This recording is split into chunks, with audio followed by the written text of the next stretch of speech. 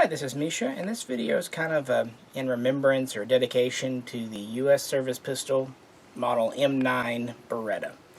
And as most everyone knows now, the SIG P320 was just adopted as the M17, so over the next several years, I'm sure it'll take quite a few, the M9 will probably be slowly phased out.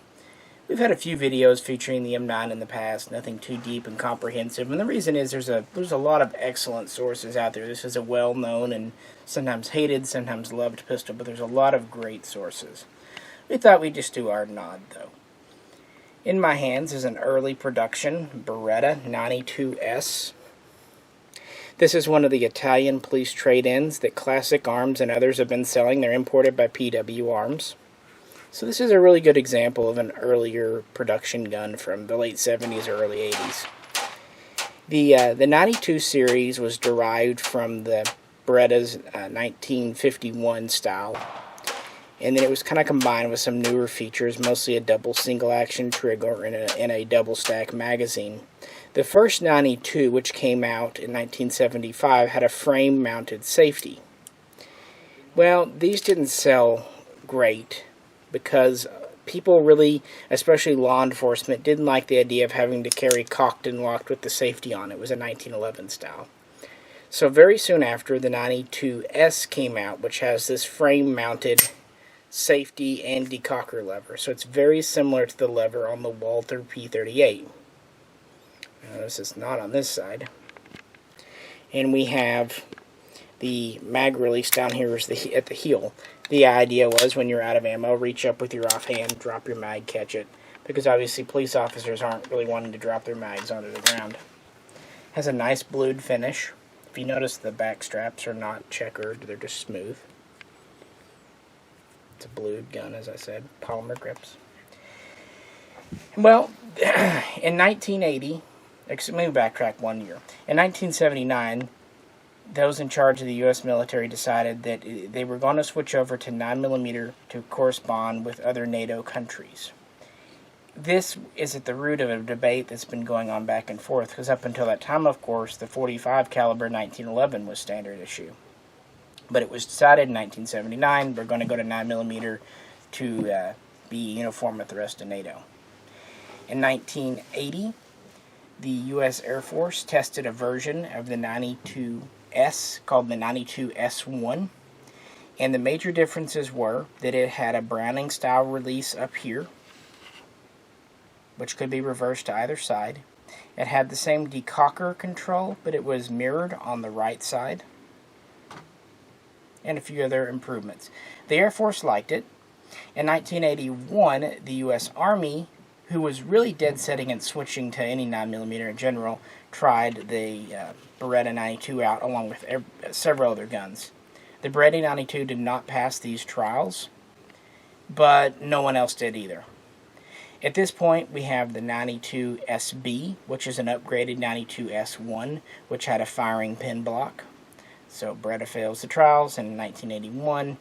And so the Army's thinking, okay, we'll just stick with .45. Phew, we got that 9mm nonsense out of the way. But in 1983, the U.S. Congress intervenes and basically says, no, you're going to go to 9. And to kind of put some weight behind it, they slash the budget for additional .45 caliber ammunition. So even if the various branches of the military, namely the Marines and the Army at the time, wanted to keep the .45 pistol, they wouldn't have ammo after a few years to shoot through it.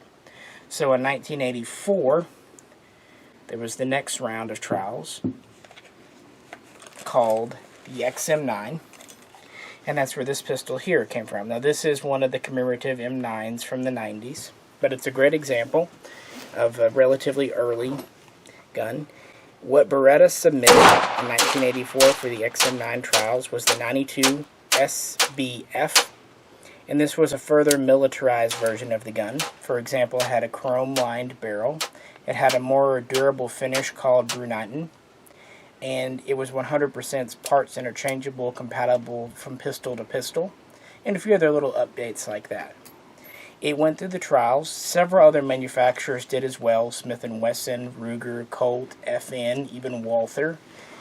Most of them got disqualified early on For example, the Walther P88 didn't pass the durability test. It really came down between the Beretta 92S BF and the SIG P320. Both passed the trials equally well, both were equally durable and reliable, but in the end, the Beretta was just a smidge cheaper as a package deal. A lot of people have claimed that Beretta had inside information, that they had kind of unfair advantage. This seems to be kind of, frankly, BS. It seems like it was a pretty fair and honest trial, and Beretta just underbid SIG by a little bit. So in 1985, the 92 SBF was adopted as the new U.S. service gun, the M9.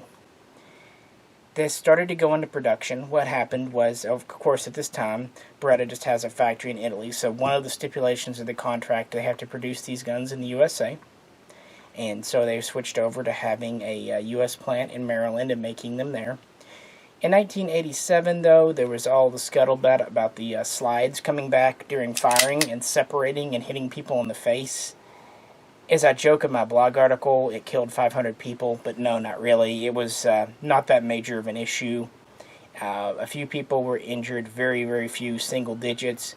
They could replicate it in laboratory tests about a half dozen times.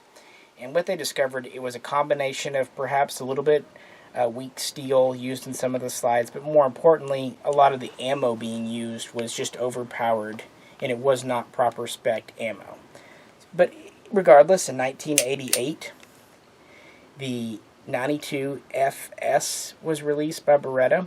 This was a product improved version. It had the safety where if it did break, the slide could not come all the way back. They also improved the metallurgy.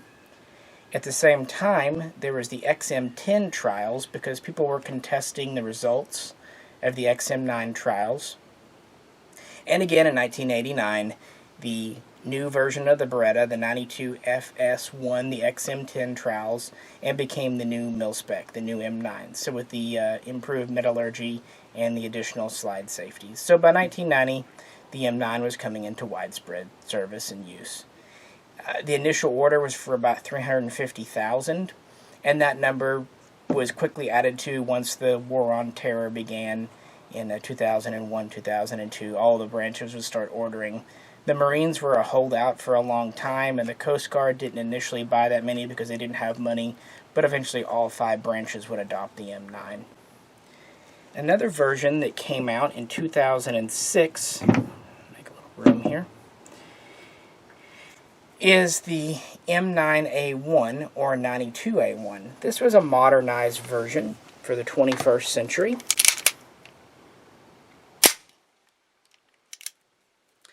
We have a rail under the barrel, as you can tell. It's a single slot Picatinny compatible rail. I've got just a simple light on it right now.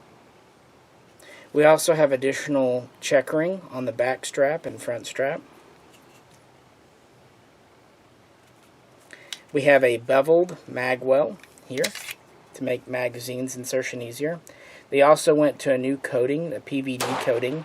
The original phosphate coating, parkerizing, that the military spec called for on the mags was fine for a European-style warfare, but when they got into the deserts, the sand, the dirt, the mountains of Afghanistan, they realized that it was attracting a lot of grit and debris and sometimes jamming up the guns. So they went to this new coating, which is supposed to be more sand and dust resistant on the mags.